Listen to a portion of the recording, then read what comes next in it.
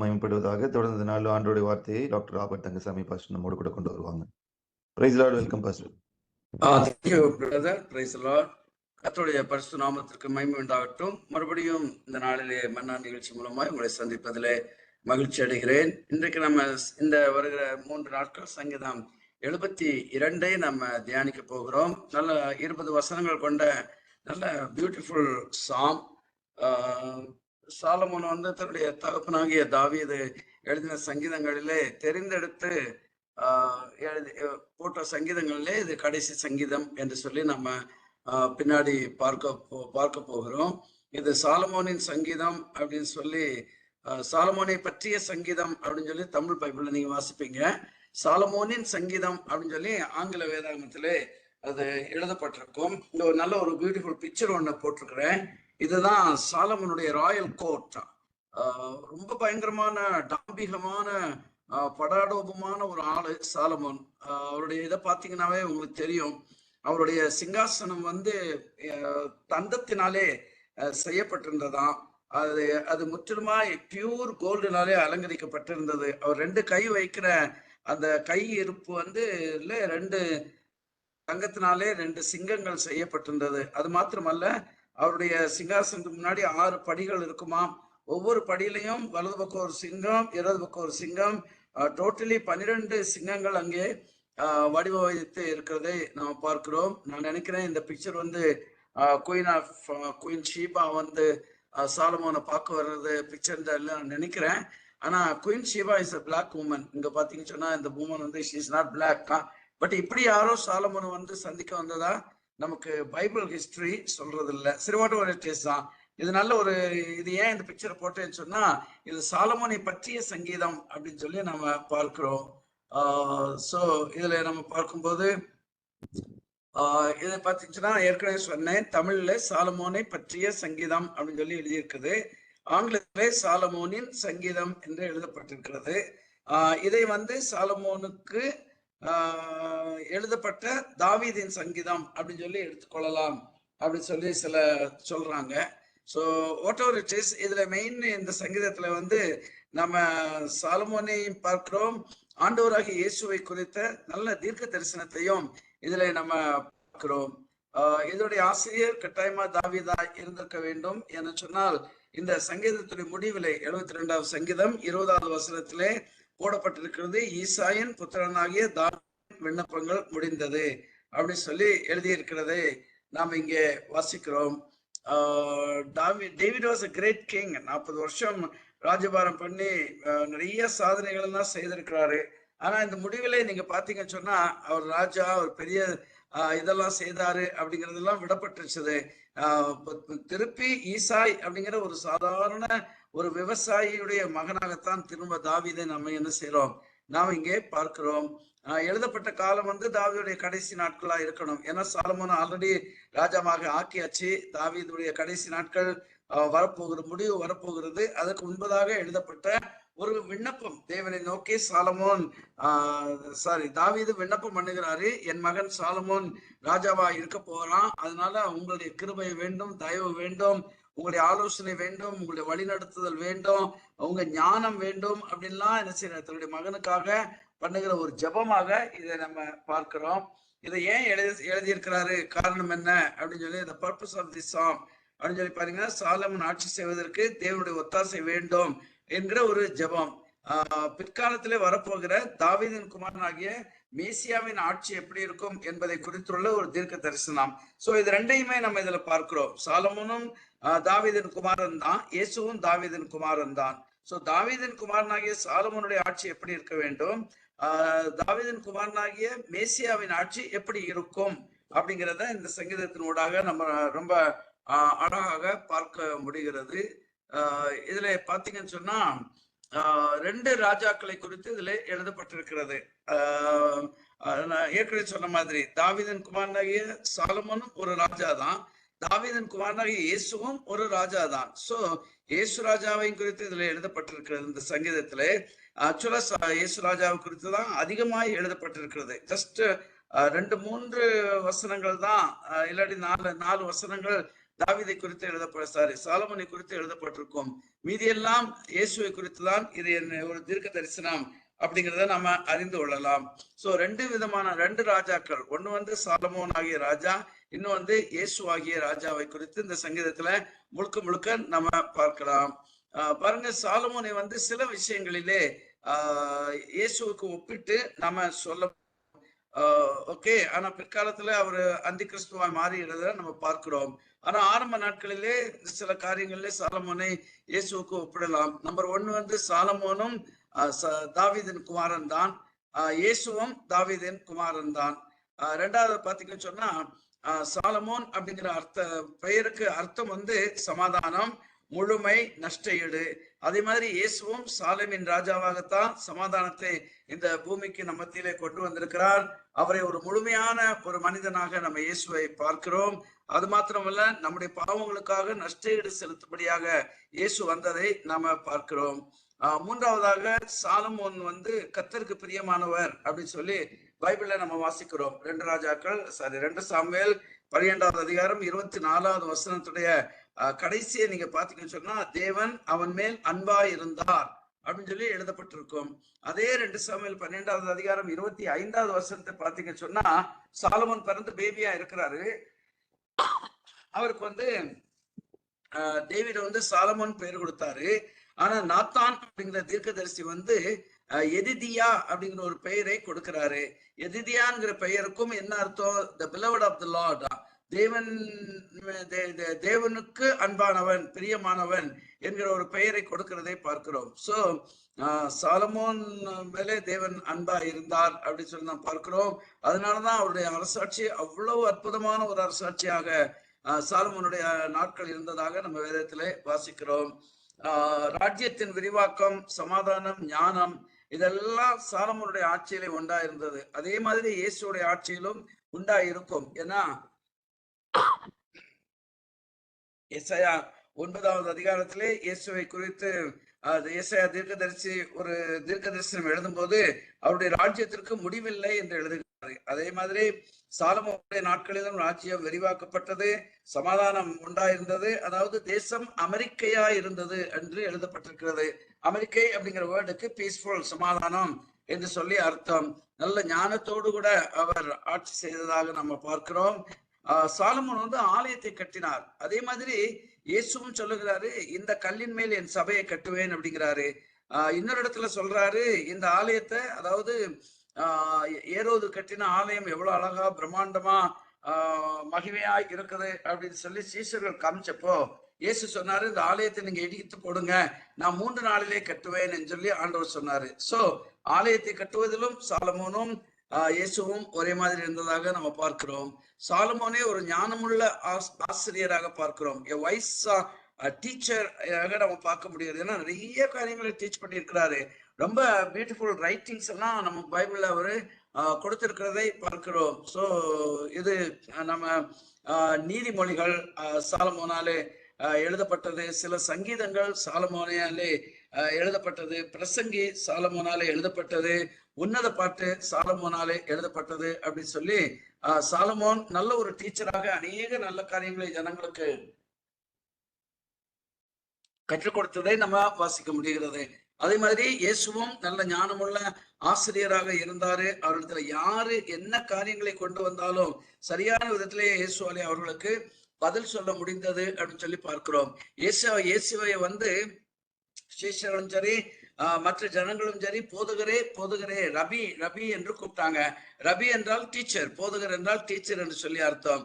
So Solomon was a teacher and Jesus also was a teacher. ஏற்கனவே சும்மா 6 காரியங்களை நான் கொடுத்திருக்கிறேன்.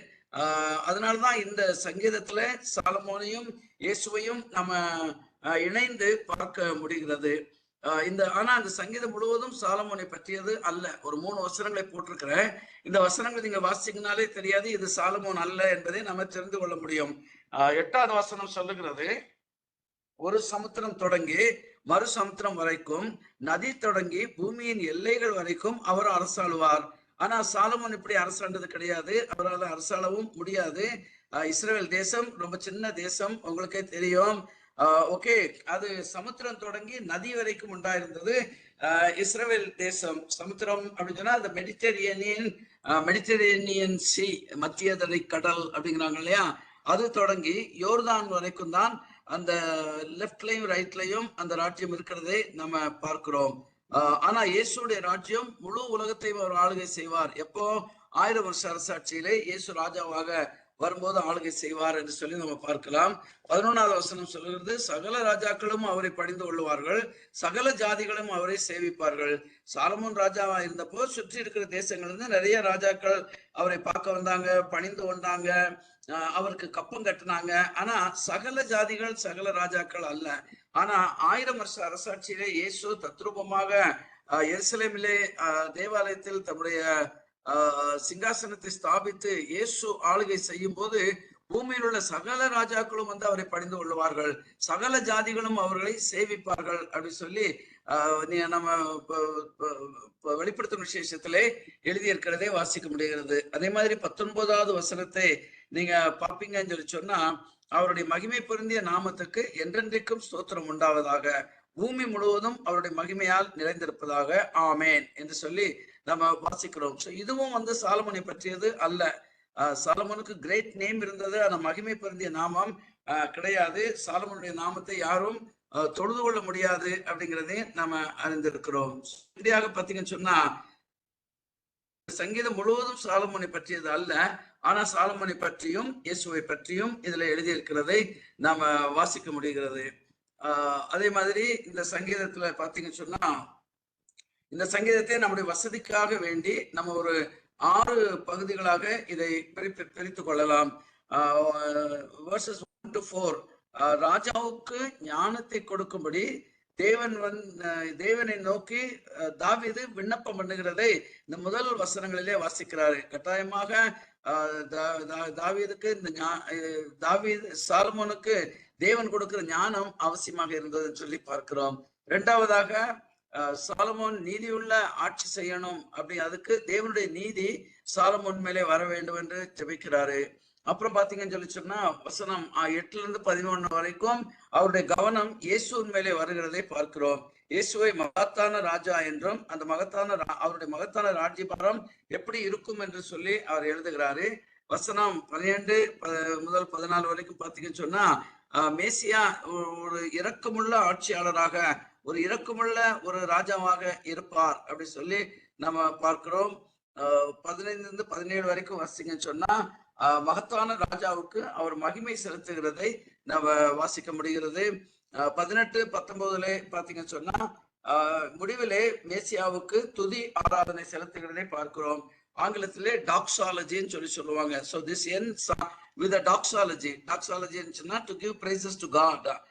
So தேவனுக்கு மகிமை செலுத்தி இந்த சங்கீதம் முடிவடைகிறதை பார்க்கிறோம். 20வது சங்கீதத்துல நம்ம இட்ஸ் ஒன்லி போஸ்ட் ஸ்கிரிப்ட் அப்படின்னு சொல்லி சொல்லுவாங்க. ஓகே, முடிவுல கொடுக்கப்படுகிற ஒரு சின்ன விஷயம். தாவீதுடைய சங்கீதம் இதோடு கூட முடிகிறது அப்படின்னு சொல்லி அது முடிகிறதை நம்ம பார்க்கிறோம். ஸோ 6 பகுதிகளாக நம்ம வசதிக்காக இதை நம்ம பிரித்து கொள்ள முடியும். முதல் 4 வசனங்களை வாசிக்கிறேன், கேளுங்க. தேவனே, ராஜாவுக்கு உம்முடைய நியாய தீர்ப்புகளையும் ராஜாவின் குமாரனுக்கு உம்முடைய நீதியையும் கொடுத்தருளும். அவர் உம்முடைய ஜனங்களை நீதியோடும் உம்முடைய ஏழைகளை நியாயத்தோடும் விசாரிப்பார். பர்வதங்கள் ஜனத்திற்கு சமாதானத்தை தரும், மேடுகள் நீதியின் விளைவோடு இருக்கும். ஜனத்தில் சிறுமைப்படுகிறவர்களை அவர் நியாயம் விசாரித்து ஏழையின் பிள்ளைகளை ரட்சித்து இடுக்கண் செய்கிறவனை நொறுக்குவார் என்று முதல் 4 வசனங்களிலே நம்ம பார்க்கிறோம். அப்ப 1வது வசனத்துல சொல்லுகிறாரு, தேவனே, ராஜாவுக்கு உம்முடைய நியாய தீர்ப்புகளும் ராஜாவின் குமாரனுக்கு உம்முடைய நீதியையும் கொடுத்தருளும். ராஜாவும் சாலமோன் தான், ராஜாவின் குமாரனும் சாலமோன் தான். அப்ப சாலமோனுக்கு தேவனுடைய நியாய தீர்ப்புகள் வேண்டும். அதாவது தேவனுடைய நியாய தீர்ப்புன்னு சொன்னா தப்பா நினைச்சக்கூடாது. ஜட்ஜ் மை சன் என்று எழுதல, என் சன்னை போய் நியாயம் தீரும், ஓகே, கண்டம் ஹிம் அப்படின்னு சொல்லி அங்கே எழுதல. நீர் எப்படி நீதியாய் நியாயம் தீர்க்கிறீரோ அதே சுபாவம் என்னுடைய மகனாகிய சாலமோனுக்கும் வேண்டும் அப்படிங்கிறத எழுதியிருக்கிறதை பார்க்கிறோம். அப்போ தேவனுடைய நியாய தீர்ப்புகள் ஒரு ராஜாவுக்கு வேண்டும், தேவனுடைய நீதி ஒரு ராஜாவுக்கு வேண்டும். பாருங்க, நம்ம எல்லாம் ரட்சிக்கப்பட்ட நம்மை வேதம் நீதிமான்கள் என்று சொல்லி அழைக்கிறது. இன்னைக்கு நீங்களும் நானும் ஒரு நீதிமான் அப்படின்னு சொல்லி சொன்னா நாம செய்கிற நீதியினாலே நம்ம நீதிமான்கள் ஆகிறது இல்லை. நன்றாக நம்ம புரிந்து கொள்ள வேண்டும். இன்றைக்கு நம்ம பரிசுத்தவான் என்று அழைக்கப்படுகிறோம். நம்ம பரிசுத்தமாய் வாழ்கிறதுனாலே நம்ம பரிசுத்தவான்கள் அல்ல.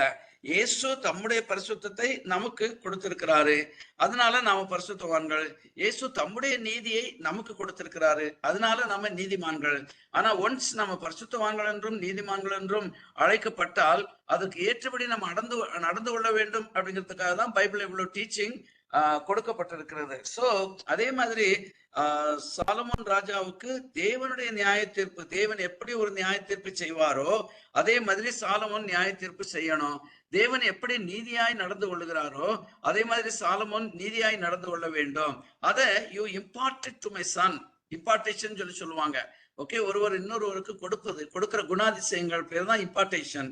அப்போ impart your qualities, your righteousness to my son என்று சொல்லி இவர் இங்கே ஜெபம் பண்ணுகிறதை பார்க்கிறோம். இன்னைக்கு பெற்றோராகிய நாம நம்ம பிள்ளைகளுக்காக இந்த மாதிரி ஜெபம் பண்ணுகிறது ரொம்ப அவசியமாக இருக்கிறது. நம்முடைய பிள்ளைகளையும் ஆண்டவர் கருத்தில் ஒப்பு கொடுத்து, ஆண்டவரே உம்முடைய நீதியை கொடும், உம்முடைய பரிசுத்தத்தை கொடும், உம்முடைய ஞானத்தை கொடும் என்று சொல்லி என்ன செய்ய வேண்டும்? நம்ம பிள்ளைகளுக்காக நம்ம ஜெபிக்கிறது ரொம்ப அவசியமாக இருக்கிறது.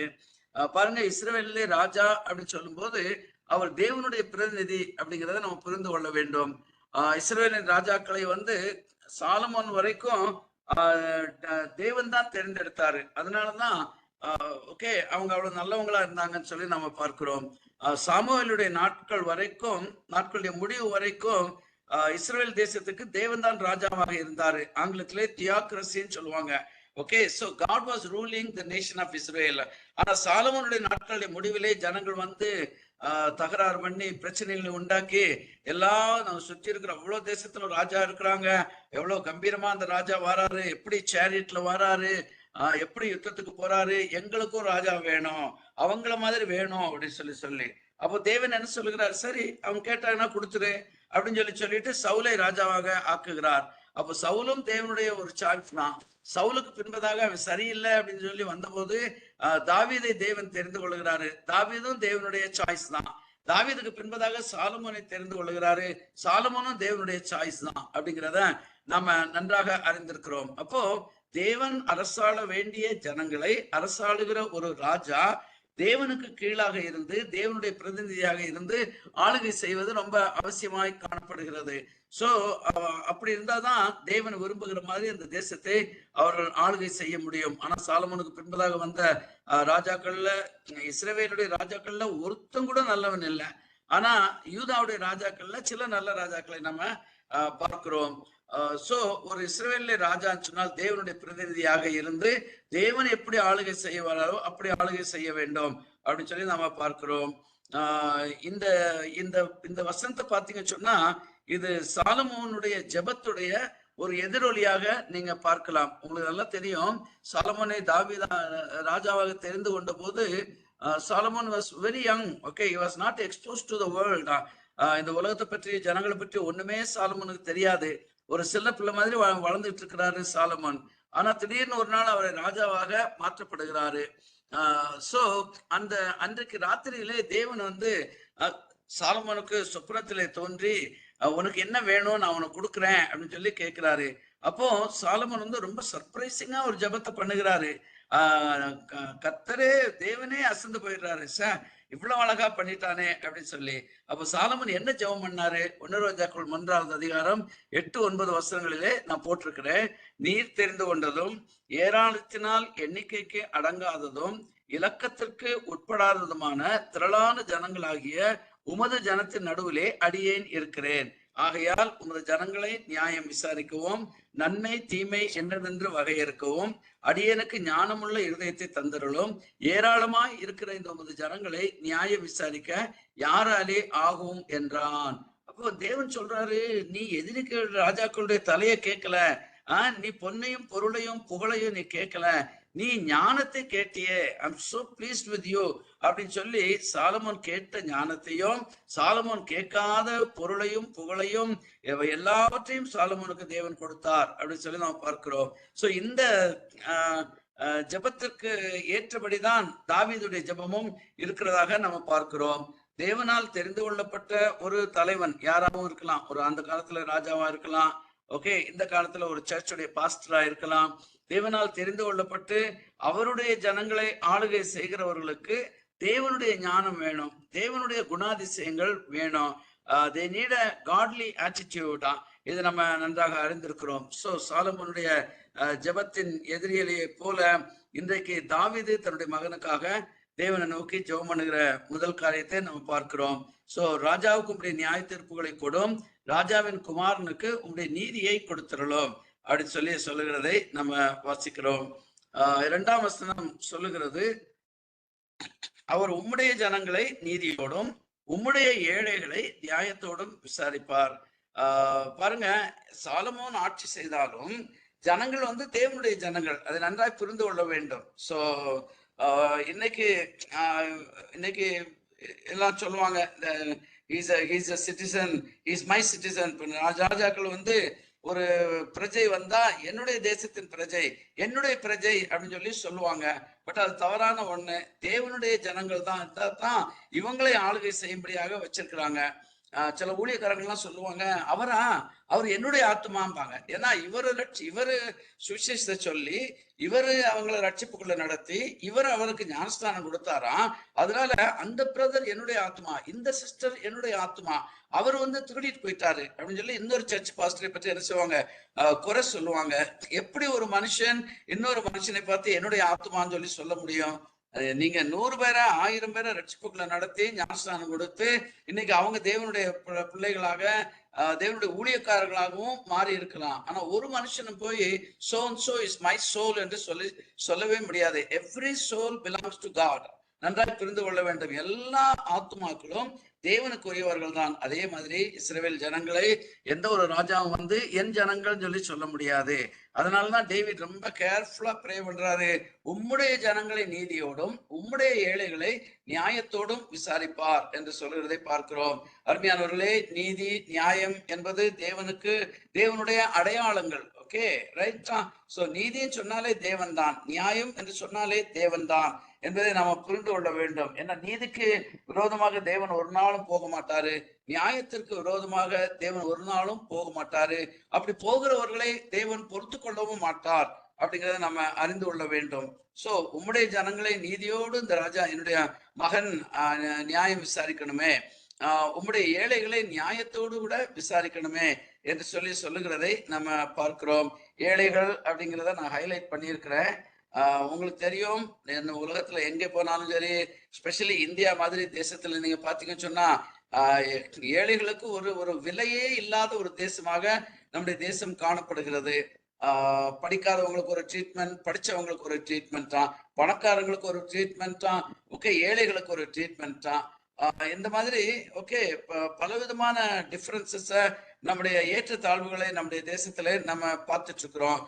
ஏழைகள் வந்து எப்பொழுதுமே நிராகரிக்கப்படுறவங்க தான். ஏழைகளுக்காக பேசுறவங்க யாரும் இருக்க மாட்டாங்க, உதவி செய்கிறவங்க யாரும் இருக்க மாட்டாங்க. ஒரு கோர்ட்டுக்கு போனா ஒரு ஏழைக்காக பரிந்துரைக்க ஒரு லாயரை கூட நம்மளால என்ன செய்ய முடியாது, கண்டுபிடிக்க முடியாது. யாரும் ஃப்ரீயா செய்ய மாட்டாங்க. சில வேளைகள்ல கவர்மெண்ட் வந்து ஒரு லாயரை ஃப்ரீயா கொடுக்கலாம். பட் அந்த ஆளு அவன் எவ்வளவு இன்ட்ரெஸ்டோடு கூட செய்வான், நீங்களே யோசிச்சு பாருங்க. காசு இல்லாம இந்த புவர் பர்சனுக்கு ஒன்னும் செய்ய மாட்டேன்னு சொல்லி நினைக்கவும் முடியும். அதனால ஏழைகள் வந்து எப்பொழுதுமே தாழ்த்தப்பட்டவங்க, ஒடுக்கப்பட்டவங்க, நிராகரிக்கப்பட்டவங்க. ஆனா அந்த ஏழைகளை குறித்து தேவன் ரொம்ப கவனம் உள்ளவரா இருக்கிறார் அப்படி சொல்லி நம்ம வேதத்துல தெளிவாக பார்க்கிறோம். சோ தேவன் எப்படி ஆளுகை செய்கிறார் சொல்லி பாத்தீங்கன்னு சொன்னா, சங்கீதம் 9:8 சொல்லுகிறது, அவர் பூச்சக்கரத்தை நீதியாய் நியாயம் தீர்த்து சகல ஜனங்களுக்கும் செம்மையாய் நீதி செய்வார். அப்போ இந்த இந்த ஏற்றத்தாழ்வுகள் கிடையாது. ஓகே, பணக்காரன் ஏழை அப்படிங்கிற ஒரு வித்தியாசம் இல்லாதபடிக்கு எல்லாருக்கும் நியாயம் தீர்க்கிற ஒரு ராஜா தான் நம்முடைய தேவன் அப்படின்னு சொல்லி பார்க்கிறோம். நீதிமொழிகள் 39:9 சொல்லுகிறது, உன் வாயை திறந்து நீதியாய் நியாயம் தீர்த்து சிறுமையும் எளிமையானவனுக்கு நியாயம் செய் என்று எழுதப்பட்டிருக்கிறது. ஏன்னா சிறுமையும் எளிமையானவனே தேவன், நான் தேவன் அப்படின்னு சொல்லுகிறாரு. ஏழைகளுக்கும், அனாதைகளுக்கும், கைவிடப்பட்டவர்களுக்கும், திக்கற்றவர்களுக்கும், விதவைகளுக்கும் நான் தேவன் அப்படின்னு சொல்றாரு. அந்த ஏழைகள் வந்து பணக்காரனை குறிச்சு ஒரு கம்ப்ளைண்ட் பண்ணா அது நேரடியா என்னிடத்துல வரும். நான் ஸ்டெப் எடுப்பேன்னு சொல்லி ஆண்டவர் சொல்லுகிறதை பார்க்கிறோம். சோ இப்படியாக அவர் விசாரிக்கிறாரு.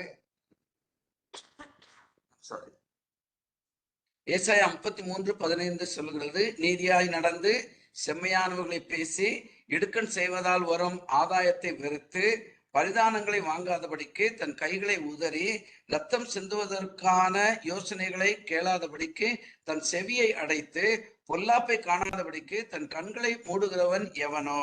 அதாவது நம்முடைய 5 புலன்களும் எந்த விதமான பாவத்திற்கு நம்ம ஒப்பு கொடுக்க கூடாது அப்படின்னு சொல்லி ரொம்ப தெளிவாக ஏசாயா தீர்க்கதரிசியிலே பார்க்கிறோம். அப்படி மூடுகிறவன் எவனோ அவனை தேவன் எப்படி ஆசீர்வதிப்பார் அப்படிங்கறத நீங்க தொடர்ந்துள்ள வசனங்களிலே நீங்க வாசித்துக் கொள்ளலாம். சோ இதெல்லாம் தேவன் அப்ரிஷியேட் பண்ணுகிற சில குவாலிட்டிஸாக காணப்படுகிறது.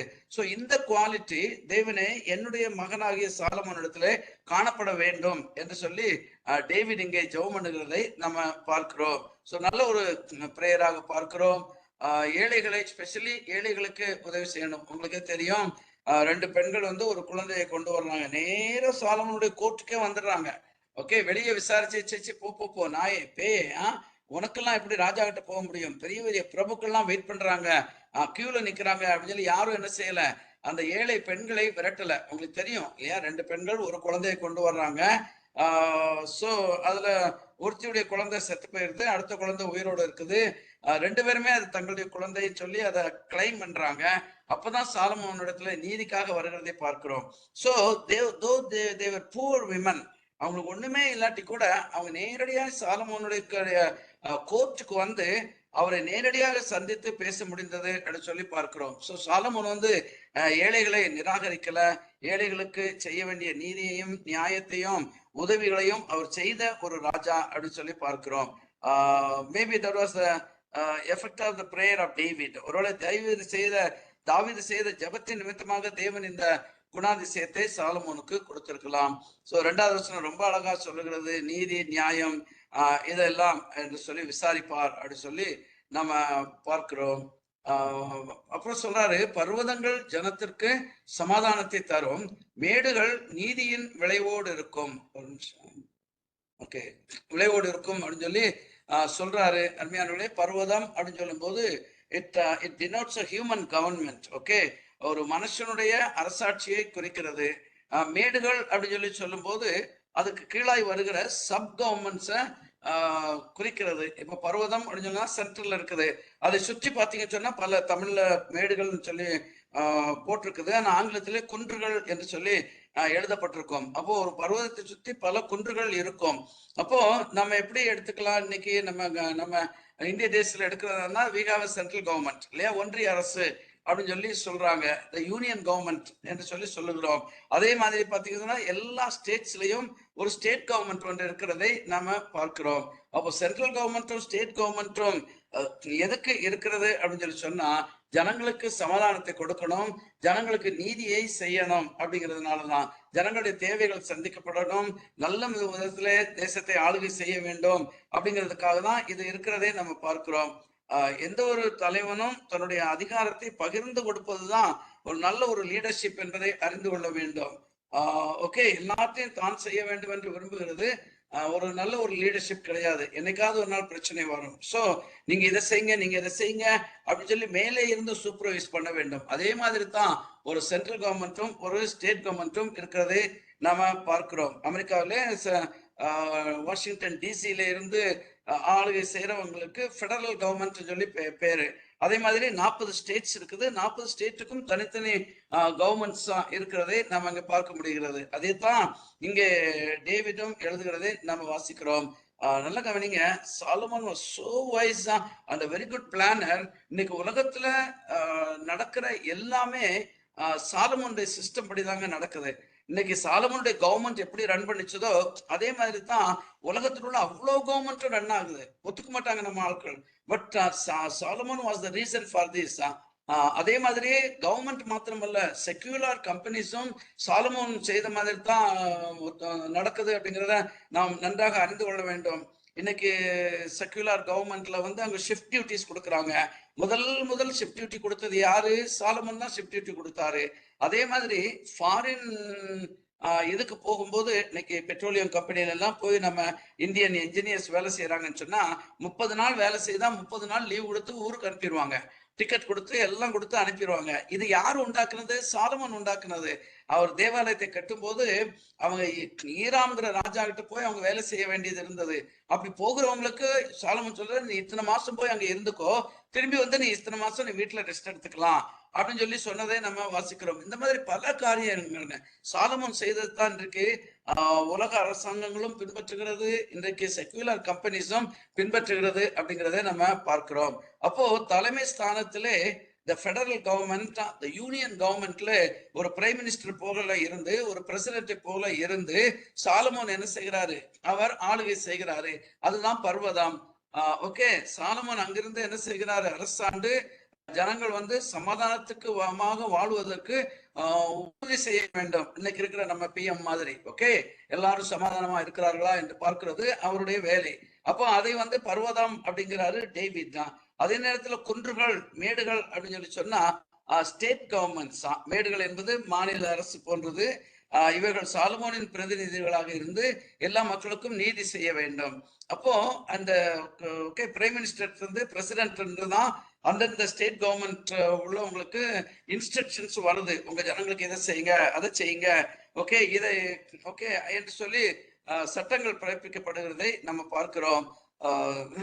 சாலமோனுடைய நாட்கள் இஸ்ரேல் தேசத்தை 12 மாநிலங்களாக பிரித்திருந்தாருங்க. ஒவ்வொரு மாநிலத்துக்கும் ஒரு கவர்னரை போட்டிருந்தாரு. அந்த கவர்னர் தான் அந்த மாநிலத்தில் உள்ள ஜனங்களை சாலமோனுடைய சார்பாக விசாரிக்க வேண்டும். இன்னைக்கு இருக்கிற மாதிரியே தான், இல்ல அன்னைக்கு இருக்கிற மாதிரி தான் இன்னைக்கு இருக்கிறது அப்படிங்கிறத நம்ம புரிந்து கொள்ள வேண்டும். இந்த சாலமோன் 12 இதாக மாநிலங்களாக ஏன் பிரித்தார்னு சொன்னா, ஒவ்வொரு மாநிலமும் ஒரு மாதத்திற்குரிய சாலமோனுடைய அரண்மனையின் காரியங்கள் எல்லாத்தையும் பார்த்து கொள்ளணும். சாலமோனுடைய இதுல அரண்மனையில அவங்க அங்க கொடுக்கப்பட்ட ஒரு நாள் சாப்பாடை வச்சு ஒரு முழு கிராமத்தையுமே போஷித்து விடலாம். அவ்வளவு தூரம் டாம்பிகமாக இருந்ததுன்னு சொல்லி பார்க்கிறோம். 12 மாநிலங்களாக பிரித்து அரசாண்டார். அதுதான் மேடுகள். அப்போ அது பர்வதமா இருக்கலாம், இந்த சென்ட்ரல் கவர்மெண்டா இருக்கலாம், இல்ல மேடுகளாகிய ஸ்டேட் கவர்மெண்டாக இருக்கலாம். எல்லாத்துலயுமே 2 நோக்கம். ஒண்ணு வந்து ஜனங்களுக்கு சமாதானம் வேணும், இன்னொன்னு நீதி செய்யப்பட வேண்டும் அப்படி சொல்லி நம்ம பார்க்கிறோம். 4வது வசனம் சொல்லுகிறது, ஜனத்தில் சிறுமைப்படுகிறவர்களை அவர் நியாயம் விசாரித்து ஏழையின் பிள்ளைகளை ரட்சித்து இடுக்கண் செய்கிறவனை நொறுக்குவார் அப்படி எழுதியிருக்கிறதை பார்க்கிறோம். அப்போ பாருங்க, வசனம் 3ல பார்த்த இந்த பர்வதமும் மேடுகளும் என்ன செய்ய வேண்டும்? 3 காரியங்களை செய்ய வேண்டுமா. ஒண்ணு, ஜனத்தில் சிறுமைப்படுகிறவர்களை அவர்கள் நியாயம் விசாரிக்கணுமா. எங்க பணக்காரங்க என்ன வேணாலும் செய்துட்டு போயிட்டே இருப்பாங்க, பட் ஏழையுடைய நிலைமை என்ன? அப்போ இவங்களுடைய first priority to enquire over the poor. ஏழைகள் எப்படி இருக்கிறாங்க, ஓகே உணவு இல்லாம கஷ்டப்படுறாங்களே, வீடு இல்லாம கஷ்டப்படுறாங்களே, பிளாட்ஃபார்ம்லயே கொடி இருக்கிறாங்களே அப்படிங்கிறத யோசிச்சு அவங்களுக்கு உதவி செய்கிறது தான் இவங்களுடைய ஃபர்ஸ்ட் ப்ரையாரிட்டி. 2வது, தாழ்த்தப்பட்ட ஜனத்திற்கு நியாயம் கிடைக்கணும். பணக்காரன் தாழ்த்தப்பட்டவங்கள என்னமும் பண்ணிட்டு போயிட்டே இருப்பான், ஆனா அவங்களுக்கு நியாயம் கிடையாது அப்படிங்கிறது தான் இன்றைக்குரிய நிலைமையா இருக்கிறது. டேவிடும் வந்து இதுல ரொம்ப ஸ்ட்ரிக்டா இருந்தாரு. டேவிட்ட வந்து நாத்தான் வந்து ஒரு ஓமையை ஒண்ணு சொல்றாரு. ஒரு பணக்காரன் இருந்தான், ஏழை இருந்தான். ஏழைக்கு ஒரே ஒரு ஆட்டுக்குட்டி தான் இருந்தது, பணக்காரனுக்கு நிறைய ஆட்டுக்குட்டி இருந்தது.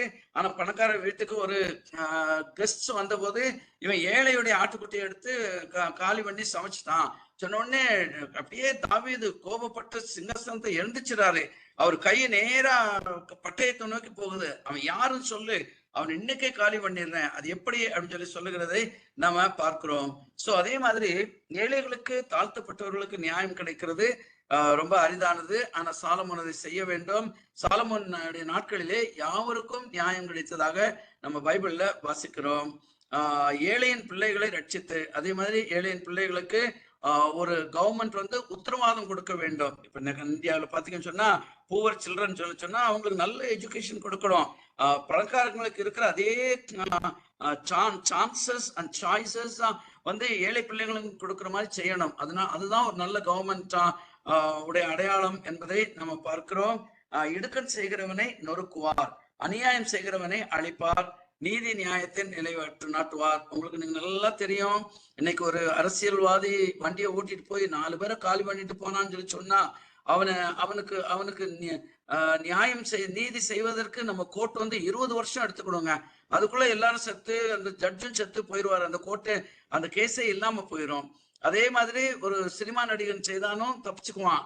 என்ன பணம். ஆனா இவர் என்ன செய்வாராம், இடுக்கன் செய்கிறவனே நொறுக்குவாராம். இதுதான் நீட் இன் அவர் கவர்மெண்ட். இன்னைக்கு ரேப்பை பற்றி பயமே கிடையாது, மர்டரை பற்றி பயமே கிடையாது, ஒரு வீடுக்குள்ள புகுந்து போய் திருடுகிறத பற்றி ஒருத்தருக்கும் பயம் கிடையாது. ஏன்னு சொன்னா பிடிபட்டாலும் கோர்ட்டுக்கு போனாலும் அப்படியே இழுத்துக்கிட்டே போகும், நமக்கு ஒன்றும் பிரச்சனை இல்லை, போய் ஜெயிலுக்கு போனா கூட உட்காந்து ஃப்ரீயா சாப்பிட்டுக்கலாம் என்கிற ஒரு எண்ணம் தான் ஜனங்களுக்கு இருக்குதே ஒழிய சட்டத்தை குறித்து ஒரு பயம் இல்லை இந்திய தேசத்திலே. அதனாலதான் இவ்வளவு பயங்கரமான அநியாயங்களையும் அக்கிரமங்களையும் நாம பார்த்து கொண்டிருக்கிறோம். அருமையானவர்களே, இங்க பாத்தீங்க சொன்னா அநியாயம் செய்கிறவனை ஒரு தவறு செய்து தவறுன்னு சொல்லி நிரூபிக்கப்பட்டா immediately judgment has to be given. ஆனா அதை நம்ம செய்ய மாட்டாங்க. அதான் இன்னைக்கு நமக்குள்ள பிரச்சனையாக இருக்கிறது. ஸ்பெஷலி பணக்காரங்களா இருந்தா அதை தள்ளி போட்டுட்டே போய்கிட்டே இருப்பாங்க. ஆனா சாலமோன் அப்படி செய்ய மாட்டார். அநியாயம் செய்கிறவனை அழிப்பார், நீதி நியாயத்தை நிலைநாட்டுவார் அப்படின்னு சொல்லி நாம் பார்க்கிறோம். நல்ல ஒரு பியூட்டிஃபுல் பேசேஜா ஒரு ஒரு ராஜா எப்படி ஆளுகை செய்ய வேண்டும், ஓகே, என்ன செய்யக்கூடாது அப்படிங்கிற காரியங்களை குறித்து நாம் இன்றைக்கு நேர்த்தியாய் பார்த்திருக்கிறோம். நாளை தினத்துக்கு வரும்போது நம்ம தொடர்ந்து மற்ற காரியங்களை பார்க்கலாம். So over to you, brother Daniel. Thank you, Pastor.